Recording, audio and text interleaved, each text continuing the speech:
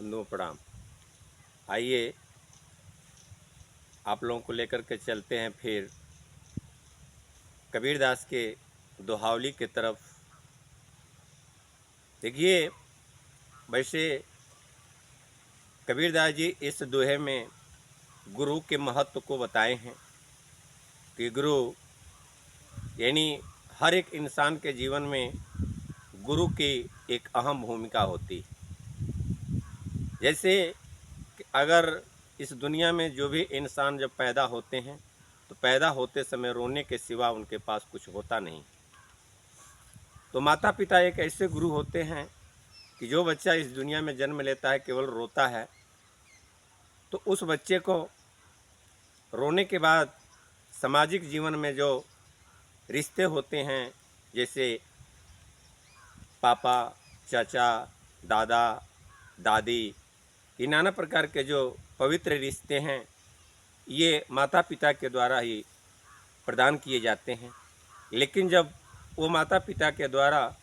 वह शिक्षा उनके पास जो नहीं होता है, तो उस बालक को एक विद्यालय या गुरुकुल में पहले भेजा जाता था। गुरुकुल में जो शिक्षक हुआ करते थे, वह चीज़ एक कोरे कागज़ पर लिखने की क्षमता देते थे कि वह बालक जब उस गुरुकुल या विद्यालय में जाता था तो वह गुरु एक कोरे कागज़ पर वो ऐसा शिक्षा देते थे कि जो आप केवल मुख से ही कह सकते हैं, लेकिन आप किसी कागज़ पर नहीं उतार सकते। वह एक शिक्षक से मिलता है और हम अपनी बात को एक कोरे कागज़ पर लिख करके यदा स्थान पर हम भेज सकते हैं, अपनी बात को वहाँ उस व्यक्ति को जना सकते हैं कि हमारे शरीर में है क्या, यानी हम कहना क्या चाहते हैं। वह व्यक्ति आपका पत्र पढ़ करके वह जानकारी ले लेता है। इसके बाद जब शिक्षा मिल जाता है तो एक इल्म की गुरु की ज़रूरत होती है, जो सामाजिक जीवन में वह आपके पास शिक्षा चाहे कितना हो भी हो, ज्ञान बुद्धि विवेक चाहे कितना हो भी हो, लेकिन आपके पास इल्म नहीं है तो आप पूरी ज़िंदगी में हार्ड वर्क, जिसको अंग्रेजी में कहा जाता है, हार्ड वर्क के ही जीवन यापन करेंगे, यानी कड़ी मेहनत से अपना जीवन यापन करेंगे। तो बंधुओं, जैसे मानकर चलिए कि आज के जीवन में, आज के सामाजिक दौर में ये देखा जा रहा है कि किसी जाति विशेष को बुला करके लोग चरण धो करके पी लेते हैं और ये मान लेते हैं कि हम अपना गुरु बना लिए, गुरु हम मान लिए, उस गुरु से वैकुंठ मिल जाएगा, जबकि ये बात सरासर गलत है बंधु। कबीरदास जी इसी बात को अपने दोहावली में लिखते हैं क्या कि गुरु कुंभार से सकुंभ है, गड़गड़ गारे खोट, अंतर हाथ सहारा दे, बाहर बाहे चोट रे भाई, बाहर बाहे चोट। जैसे एक कुम्हार अपने घड़ा का जब निर्माण करता है तो उसमें तमाम तरह के कंक्रीट, पत्थर और कड़े मिट्टी को वह बारीक से करके उसको बाहर निकाल देता है ताकि उस घड़े में छिद्र न हो। जैसे माता पिता अपने बच्चे की हर एक बुराइयों को डांट करके निकालते हैं, लेकिन प्रेम उनका अंदर उतना ही होता है जिस तरह से एक कुम्हार अपने मिट्टी को बहुत तरह से उसको रोदन करता है, मलिन करता है, लेकिन उस मिट्टी से उतना ही प्रेम होता है क्योंकि वही कुम्हार एक घड़ा का आकार देगा। इसलिए कबीरदास जी गुरु का उपाधि जो देते हैं वह एक कुम्हार से देते हैं कि गुरु कुम्हार से सकुंभ है, यानी कुम्हार ऐसा है कि जिस तरह से घड़ा बनाता है उसी तरह से गुरु होता है कि अपने शिष्य की तमाम बुराइयों को, जिस तरह से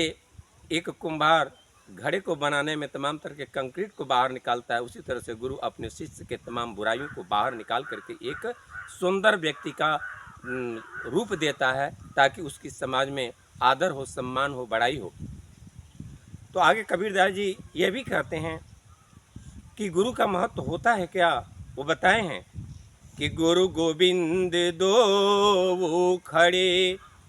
काके लगी हो पाए, बलिहारी गुरु आपणे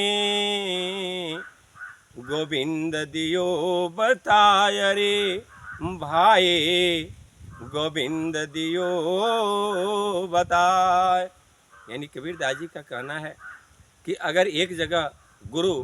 और गोविंद में होता है भगवान, यानी भगवान अगर एक जगह खड़ा हो तो इसमें सबसे पहले प्रणाम चरण स्तवन किनका करना चाहिए? तो कबीरदास के निर्देशानुसार कबीरदास जी कहते हैं कि सबसे पहले अगर प्रणाम करना है, अभिवादन करना है, तो अपने गुरु को करना चाहिए, क्योंकि अगर हमारे वो गुरु नहीं होते तो हम उस गोविंद की पहचान नहीं कर सकते। तो इसलिए कबीरदास जी जहाँ तक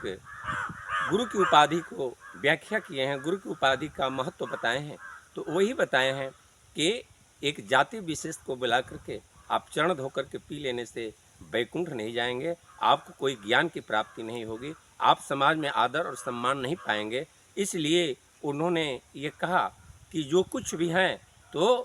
प्रथम गुरु माता और पिता हैं, द्वितीय गुरु वह शिक्षक है कि जो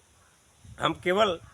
बात तो कर सकते थे लेकिन उस चीज़ को एक कोरे कागज़ पर नहीं उतार सकते थे, लेकिन वह शिक्षक ऐसी हमारा गुरु है कि जो भी बातें हमारे अंदर आत्मा में हम एक कोरे कागज़ पर लिख करके दूर दराज भेज करके अपनी बात को जना सकते हैं। इसके बाद में शिक्षा के बाद में एक इल्म की गुरु की ज़रूरत होती है। जैसे मान के चलिए आप राजमिस्त्री का काम कर रहे हो अथवा किसी मैकेनिकल का काम कर रहे हो अथवा किसी इंजीनियर हो, और तमाम तरह के हैं। अगर इंजीनियर की डिग्री लोग ले लेते हैं तो भी किसी पुराने इंजीनियर के पास 2 साल 4 साल 5 साल का